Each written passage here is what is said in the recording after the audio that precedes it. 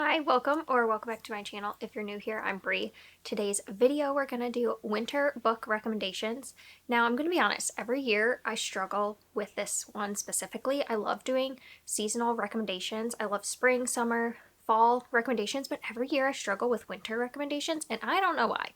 But I have put together a stack, and this is actually my first winter recommendation because the past years I couldn't think of enough to put on a list. So we finally have a winter book recommendation list for you, and let's just get right into it. So I have a couple that I don't physically own, so I want to start with those so that I remember them, and then the rest will just be in no particular order. I just have a stack here and I will talk through them.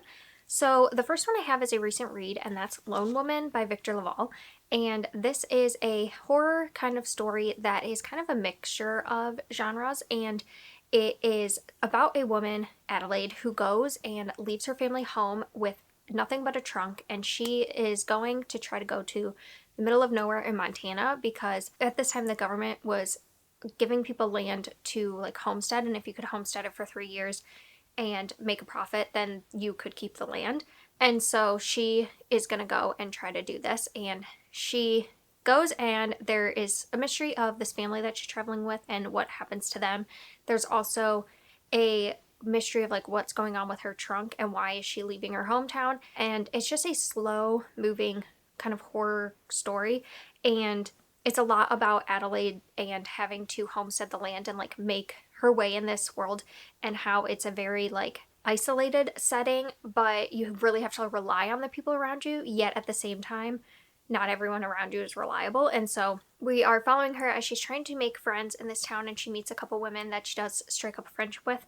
And then you're also following these horror elements. And the reason that I think this is perfect for winter is because it's really got this isolated setting in harsh conditions, and winter typically is harsher conditions, especially if you're in the north of America like myself, and we get a lot of snow. And so you just have this more like harsh type climate, and in Montana it can be even more because you're in the mountains. And so I don't think this ever takes place in winter, but there are like harsher conditions. They talk about like winds and just like trying to ready the land for the coming winter. So that is a big theme in the book, and I just think a slow moving horror is really the perfect time to read it in winter or fall. And I think this one specifically would be really good for winter. It's got really great writing, and I really feel like Adelaide, you get in her head very quickly, and you have this sense of foreboding throughout the whole story, but yet it's not a like super scary pop out type of horror until like closer to the end. And there's just a lot of moving elements in this that I think Victor Laval really weaved together really well. And so I would really recommend it as a horror to read this winter. So next I have a recommendation for a book I read a while ago. It's been a few years now, and it wasn't really my cup of tea, but I know a lot of people have loved it, and so I want to recommend it here. And that is Spinning Silver by Naomi Novik. This is a fairy tale-esque story. So from what I remember, this is kind of like a Rumpelstiltskin retelling. We have our main character, and she has a family who's kind of going into debt, and her father is really struggling to provide for her house, and she kind of has a gift of what they say is turning like silver into gold. And she's kind of like, she can go and take their money and make it into investments and profits for their family, and so that's where she gets the silver into gold. And one day she's approached by a person that wants to have her do impossible tasks and marry her, and we get into this very like fairy tale whimsical story. The thing that put me off from it is that I'm not very good with very lyrical writing, and so sometimes it felt hard for me to follow because of the lyrical writing, but I know so many people really love it. So if you're someone who likes that fairy tale lyrical type storytelling, I think this could really work for you, because I know it has worked for a lot of people. It just wasn't my cup of tea, but I think it's a perfect winter read. If you're gonna try it, I would try it in winter. It just has this atmosphere about it that really feels winter-esque. I think at one point too, there's a part of the story that's completely in like a winter setting, so that would really work for this winter reading recommendation. So if that sounds like a fantasy that's up your alley, for fans of like The Bear and the Nightingale and stuff, I think that you could like this one. Then the final one I don't own is The Empress of Salt and Sorrow. Nope, I always do that. It's The Empress of Salt and Fortune by Nevo, and this is a fairy tale type story too, but it's more of this monk who's traveling and getting people's stories throughout the land. And so they're these novellas, but I think there's like 5 or 6 out now, And this first one, you're following the monk as they go and meet with this lady's maid of this empress and getting the empress's story and the maid's story kind of all in one. And the thing that I really like about this is it feels like you're being told a story. It's like feels like you're being sat down and you're getting like this oral storytelling feeling to it, which I really love. And I think it's perfect for winter because you just get this like around a fire, someone's telling you a story kind of vibe from it. And I think that there's a lot to unpack in just a small novella. And it's one that when I read, I really do want to reread again because I think I will get even more out of it the second time around and understand even more of what's being said. So yeah, if you like something that feels like an oral history being told to you and you just want to sit down and take an afternoon in front of the fireplace and read it, I think that would be the perfect thing to read for winter. And it's a perfect like quick winter read if you're looking for something that's not going to take a lot of time. I know we're kind of get to the end and a lot of people are feeling like they want to make more progress on their Goodreads goal before the end of the year, and this one is only, I want to say, like 100 pages. It's very quick, so you could read this really quickly in an afternoon or in a day or two if you're looking for something faster read. So those are the three I don't have, and let's get into the ones that I do have. And so this one came out in January, and I read it then, and I really loved it, and that is Emily Wilde's Encyclopedia Fairies by Heather Faucet, and this is about Emily Wilde, and she is very passionate about fairies and learning everything she can about them. She's making an encyclopedia of them, and she's kind of on one of her like last stops before her book is really done, and it's in this like Swedish type setting. It is a very north country, and it's very what's the word? It's very like chilly and cold during this time. And she is going there because she wants to research the last bit of fairies in that area. And while she's there, she kind of has a rival coworker that comes and he kind of like makes things a little harder for her, and it's a little bit of a romance and also a cozier fantasy. I would say it's on the like closer to like non-cozy than cozy for some people. There is some like parts in here that can get a little like intense, but for the most part I think the romance and the storytelling feels very cozy, just the way the setting takes place. And it's a perfect one for winter because you are in this climate that is very historically feels very winter, but it starts at the beginning of October and goes through into November, so it's like perfect for this kind of season. And yeah, it was just a very good story, a very good romance, one of my favorite like cozy fantasy romances. Fall, I like to read a lot of darker, kind of mysterious type stories, and into the winter, I like to read something that's a bit slower paced and a bit more warm and fuzzy. And so this is one that I would recommend if you're looking for that same kind of feel. So if you're on the opposite end of that, if you're looking for something to scare the crap out of you, I would suggest Moon of the Crusted Snow by Wabeshig Rice. This is a post-apocalyptic horror book. In this, we're following Evan, and he is part of this northern Anishinaabe community, and it's approaching winter in this time, and one day they lose power, and when that happens, they have to come together as a community and kind of get through this. And they are very used to losing power because they are so north and so remote, but this time they realize the power's not coming back on and it's gone out throughout the whole world, and they are now having to decide like what to do with rations and how to feed people and how to keep everyone safe throughout the winter and just what a community has to do to survive. And it's a very harrowing type story because it's so set in winter. It's got this creepiness to it that isn't like a haunted house story where you feel like a sense of dread and foreboding, but it's got this like tension throughout, almost like pricks up the hairs on the back of your neck, you know, like that kind of feeling is what I got throughout this. And it's something that really just gave me nightmares forever, but it's such a good story and it's a very quick one. So if you're looking for a horror that's gonna like scare the crap out of you, maybe choose this one for winter. I think it's a great one for winter. It's perfect in that setting too, though you might not be able to sleep for some time. So that's Moon of the Crusted Snow. Then I have a middle grade for you, and this is Opie's Ghost by Justina Ireland. And this is following Opie, and she is a young girl who is with her mom, and this is set in 1920s Philadelphia.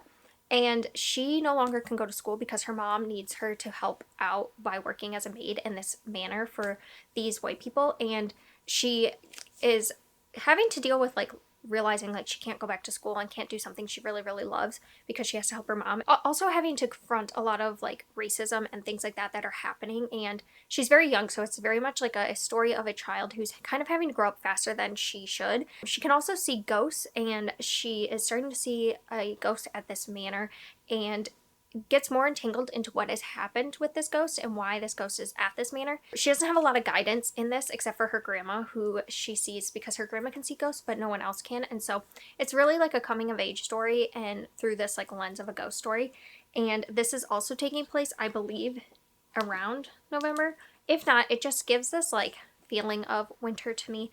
These ghosts aren't like scary popping out of the page type ghosts. They're just kind of more in passing in daily life, and it's just a slow coming of age story, and it's a very like intricately woven story, and I think it has a lot of great conversations in a very approachable way through this middle grade lens, and it's one of my favorite middle grades I've read. And I also really love historical, so if you're someone who likes historical, here's a good historical kind of mystery middle grade for you. So I would highly recommend this one as well for winter. Also, she's got a coat on, you know, it feels winter. There's got like puffs that look like winter. So I think the winter recommendation is right on this one. Next, I have my favorite book of last year, and it's one I don't get to recommend enough, but I really, really love it, and that's Lonely Castle in the Mirror by Mizuki Tushimura, and this is translated from Japanese by Philip Gabriel, and this is a magical realism type story about this young girl, and she's no longer going to school, and you don't really know why she's no longer going to school, but she doesn't want to go and she has a lot of anxiety about going back. And so she's staying home, and one day while she's home by herself in her house, she sees a portal in her mirror, and she ends up going through it, and she finds this castle on the other side where other kids who are no longer going to school have gathered, and there's about 8 of them, I want to say, and they are approached by this wolf girl, and she tells them that they can play this game, and whoever finds the key will get to have one wish come true, but they only have a certain amount of time until they can no longer go back in the castle forever. And this is just a story of kind of like a game type story, but really it's focused on these kids and them finding friendship and finding acceptance, and like they all have different reasons for going to school, and kind of unpacking those, and just a look at like what it means to be a young adult and finding yourself. And it's a very beautiful story. It's a very slow moving story. And the reason I think it's perfect for winter is because it just has this overall like comforting feeling that I look for in winter. I just want to feel like comforted, and also there's a bit of melancholy to it, which I also think is perfect for winter. It's just kind of like the whole way it's written just has this like melancholy feel to it, which I think is a perfect thing for winter. The thing I love about this book is just the characters and the look into what it means to be young and trying to find yourself and feeling not accepted and going through things and just feeling like no one else understands you. And when you can find people who really understand you and showing you that you are loved, no matter what you're going through, I think is a really powerful theme in this, and I really, really loved it. It made me cry at the end, and it's just one I would highly recommend if you haven't picked it up already. This is a perfect one for wintertime. Now we have a YA horror. I think it's under horror. That is House of Salt and Sorrow by Erin and Craig. I read this a long time ago, and this is one of those where it feels like a very eerie fairy tale. This is a retelling of the 12 Dancing Princesses. So we're following our main sister, and she is really concerned because her sisters keep dying, and they all die in different ways, but something to her doesn't feel right, and so she's trying to figure out why her sisters keep dying, and she also is worried that she might be next. And it's a very chilling story. It's by the seaside, and it feels very dark and wet and gloomy. We are just like having this kind of mystery unfold, but the way it's told is very almost like a fever dream. Like you're not really sure what's happening at certain points or how it's connected, but you're following this young girl, and she kind of almost is like having to think if she's kind of losing her mind too, because the house kind of is acting like things are normal, but things are not normal. And it's just a very like interesting, dark kind of fairy tale that I think is perfect for winter. So if you were one who was interested in something like Spinning Silver, I would also check this out. But also if you thought you read Spinning Silver and you wish it was like a little bit darker, I think that this is a great YA, like darker fairy tale story. And I really liked it when I read it, and I had to get a copy for myself because I liked it that much. And there is a sequel out called House of Root and Ruin, and I haven't picked that up yet, but I really do want to get to it. So if you're someone who also likes a series, this is now a series. I don't know if they're companions or if they're following the same thing, but it would give you more to read in this world if you liked it. Or if you've read this and you want like something again like it, you could always try the second one that came out. So the next one I have is A Wizard's Guide to Defensive Baking by T. Kingfisher. This is probably one of my favorite T. Kingfishers that I've ever read. It's a kind of closer to middle grade story, though I think it's technically YA, and it's about this young girl who has a little bit of magic, and her magic is kind of around sourdough, and so she's been able to make a sourdough come to life, but she hasn't done much more. And one day she finds someone dead in her bakery when she goes to open, and that leads off a chain of events where she kind of has to help save the town, and she's struggling because she's just one girl and she doesn't have a lot of magic. It's got animal companions, sort of. There's a gingerbread that she makes come to life, and the gingerbread follows her around and sits on her shoulder. I love the way that T. Kingfisher rates characters. Her main character is very like quirky, and I love how cozy this feels because while we are dealing with some like higher stakes things, the way that you're in the character's head and how she's like viewing the world and going through this makes it so fun and comforting. And she's trying to figure out how things work along the way. She's trying to figure out her magic. She's trying to figure out this like system because she's very young and naive. And so you're just following her perspective in that. And I think that's what makes it so cozy and less of a high stakes fantasy. It's just the narrator's voice. So if you're someone who likes a very like quirky kind of fun cast of characters, I would try anything by T. Kingfisher, but especially this one for winter because I think this one's got a perfect winter vibe, especially because it's got a gingerbread man. So, you know, perfect for winter. And finally, I have my last recommendation, which is Before the Coffee Gets Cold by Toshikazu Kawaguchi, and this is translated from Japanese by Geoffrey Truslow.